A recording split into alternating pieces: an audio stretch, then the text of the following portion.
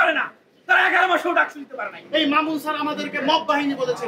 আমরা যখন ডাকসুর জন্য অনশন করেছি, এই মামুন স্যার আমাদেরকে বিনিয়ামিন বাহিনী বলেছে। আপনি নিয়ম করে যদি ছাত্রদল বা ছাত্র শিবিরকে ঢুকতে না দেন, সাথে আমাদেরকেও না দেন, আপনি নিজেই তো ছাত্রদল বা ছাত্র শিবিরের প্রতিনিধি, সেখানে আসেন আপনারা।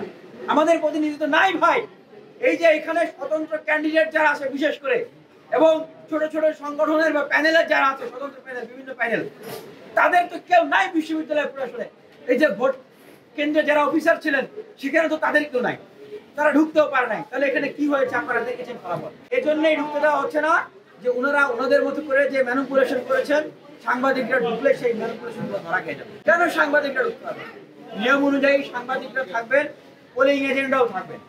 আমরা কি মানে যেই বিশ্ববিদ্যালয় প্রশাসনের শিক্ষকরা একমত হয়ে, প্রশাসনরা একমত হয়ে 11 মাসেও ডাকসু দিতে পারে নাই, তাদের লজ্জা করে না? তারা 11 মাসেও ডাকসু দিতে পারে নাই। আমরা ফাইট করেছি, অনশন করেছি, প্রতিবাদ করেছি, তারা ডাকসু দিতে বাধ্য হয়েছে। তাদের উপরে কি আমরা ঈমান এনে চোখ বন্ধ করে আমরা সেই ভোট কেন্দ্রের বাইরে বসে থাকবো? ওনারা একটা সুন্দর ভোট গণনা করবেন, সুন্দর একটা ভোট করবেন, আমরা কি তাদের উপরে সেই বিশ্বাস থেকে বাইরে বসে থাকবো? এটা কখনোই সম্ভব না। আমি গিয়েছিলাম সুইমিং পুলে, সেইখানে মামুন স্যার, যিনি বাংলাদেশ জাতীয়তাবাদী দলের রাজনীতির সাথে সম্পৃক্ত, এটা সবাই জানে বিশ্ববিদ্যালয়, উনি আমাকে সেইখানে দুপুরে ঢুকতে দেন নাই। এবং বাহিরে যে সকল প্রার্থীরা দাঁড়িয়ে ছিল, তারা স্পষ্ট দেখেছে ভিতরে মাত্র ভোট কাস্ট করতে গেছে 3 থেকে 4 জন। 3 থেকে 4 জন ভোটার যদি ভিতরে যায়, তাহলে মাত্র 30 মিনিটের ভিতরে 120টা ভোট কিভাবে কাস্ট হয় আমরা জানতে চাই।